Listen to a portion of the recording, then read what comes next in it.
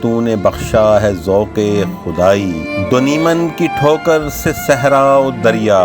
سمٹ کر پہاڑ ان کی ہیبت سے رائی۔ جماعت اسلامی پاکستان کے زیر اہتمام اپنے مظلوم فلسطینی بھائیوں سے اظہار یکجہتی کے لیے 23 مئی بروز اتوار دوپہر 4 بجے شارع فیصل پر فلسطین مارچ کا اہتمام کیا گیا ہے۔ اس عظیم الشان مارچ کے حوالے سے کراچی بھر میں مختلف مرکزی مقامات پر جماعت اسلامی نے کیمپ قائم کر دیے ہیں۔ اسی تناظر میں جماعت اسلامی شیر شاہ کی جانب سے مین پراچا چوک پر احتجاجی کیمپ قائم کیا گیا ہے۔ کیمپ میں جماعت اسلامی کے رہنماؤں انجینئر عبدالقیوم و دیگر نے فلسطین اور کشمیر کے مسلمانوں پر ظلم و ستم کی شدید مذمت کی اور امت مسلمہ سے بیداری کی اپیل کی، اور اس عزم کا اعادہ کیا کہ دنیا بھر میں مظلوم مسلمانوں کی مدد کے لیے جماعت اسلامی ہمیشہ کی طرح پیش رہے گی، اور کل کے فلسطین مارچ میں